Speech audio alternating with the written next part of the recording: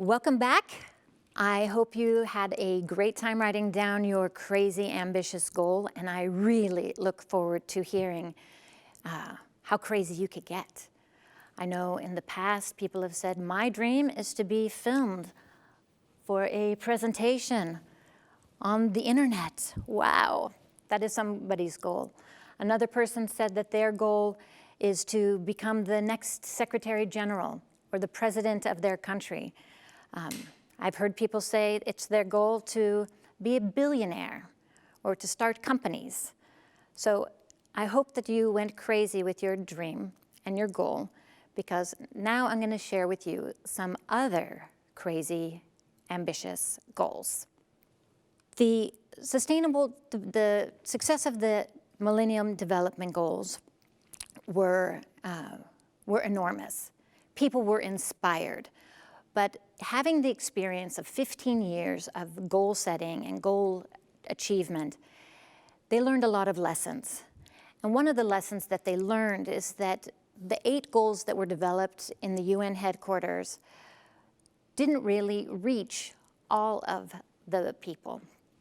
So they thought, okay, well, we as a committee had designed these eight goals, but now we want the world to give us their input on what are the most pressing needs of the world at this time. And we don't want it to just be the global north telling the global south what to do. We want to have everyone involved. So the UN set upon an exercise of getting people's input, and 5 million people from 80 different countries sent in a survey, and they sent in their input, and they had working groups and organizations all trying to come up with what are the biggest needs that the world needs to face together, and trying to determine what the next goals should be.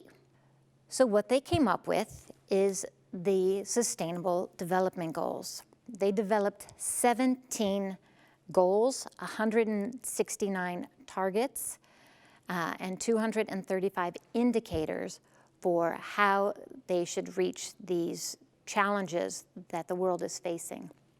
As opposed to the Millennium Development Goals, the Sustainable Development Goals include the entire world, because that term developing doesn't just relate to people who are impoverished, it relates to everyone.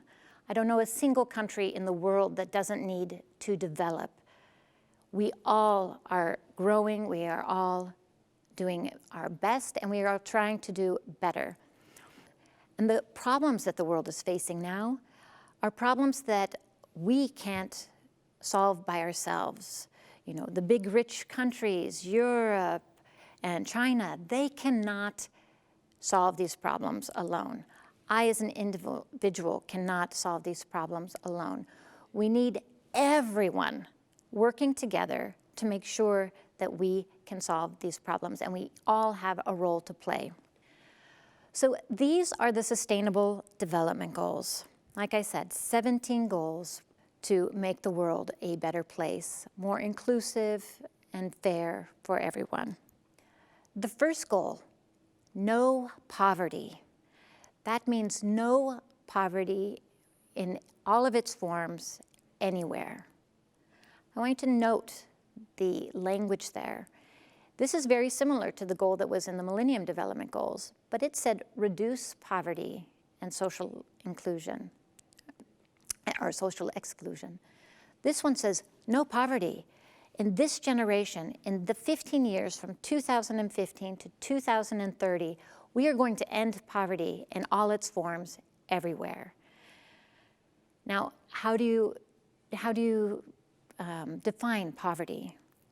The simple definition is to say poverty is being unable to meet your basic needs: food, shelter, clothing, safety, and having a voice. That's goal number 1. Goal number 2, zero hunger. It's a goal, crazy ambitious goal, that nobody in the world should go hungry. Currently, 1 in 9 people are hungry around the world. That's not acceptable to me. I know that's not acceptable to you, and so we are going to work together to make sure that in this next 15 years, we are going to end world hunger. That's ambitious. Number 3, good health and well-being. Now, good health and well-being, what does that entail? Good health and good well-being means having access to medicine. It means having access to healthcare and healthcare facilities and physicians and nurses and people who take care of medical needs. And then having resources like vaccinations and education so that people can continually learn, having coolers to deliver medicines from one place to another, transportation. But good health and well-being means not just your physical health, being healthy in your body, being free from disease. It also includes mental health. Mental health is one of the largest, actually is the largest reason that people miss work. The greatest loss of productivity is because of mental health.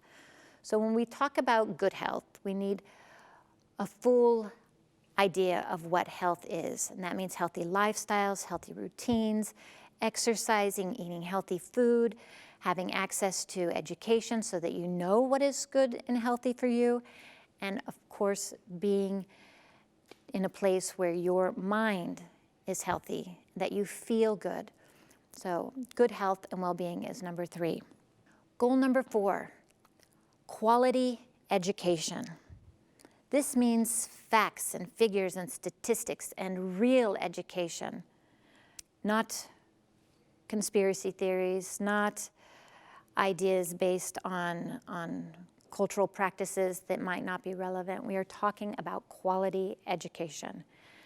And we're talking about it not just from primary school or secondary school, but we are talking about cradle to grave education. You should be able to be educated from the minute your mother or father says, you know, hello, my darling, when you're born, to you say goodbye, my darling, at your deathbed. Education is important for everything. And we say it starts very young and it ends very late. Quality education is goal number 4. Number 5 is one of my favorite goals. It is gender equality.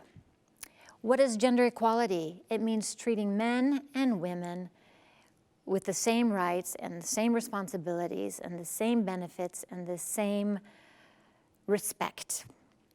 For example, you might get equal pay for equal work. Now there is a huge gender gap between men and women, and we want to close that. Also, statistically speaking, women do more unpaid work at home, whether it be cleaning, cooking, child care, or care for elderly.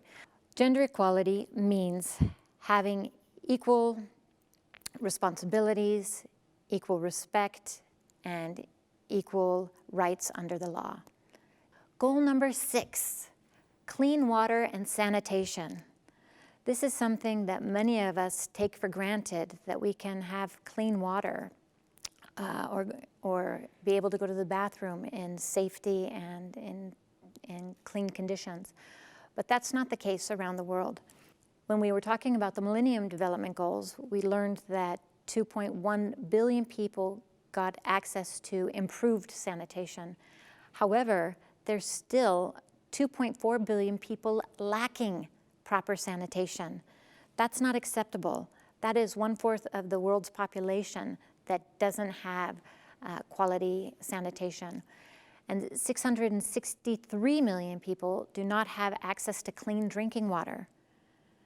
I can't imagine a day without clean drinking water, and I don't want to imagine it. So you know what we're going to do? We're going to remedy that, and we are going to find a way to use all of the world's resources to ensure that those 663 million people that don't have clean drinking water will have it by the year 2030. I'm looking at these first 6 goals, and there's a common thread throughout all of them. So what I want you to do right now is I want you to tell me, I want you to write this down, what do you notice about these first 6 goals. I want you to take 5 minutes, and I want you to write down your thoughts. We have now gone through the first 6 goals of the Sustainable Development Goals, and there's a common thread through all of these goals, and I want you to take a look at them. They're no poverty, no hunger, health and well-being, quality education, gender equality, and clean water and sanitation. I want you to take 5 minutes, and I want you to look at those goals and tell me what you think about them. What are your thoughts on these first 6 goals?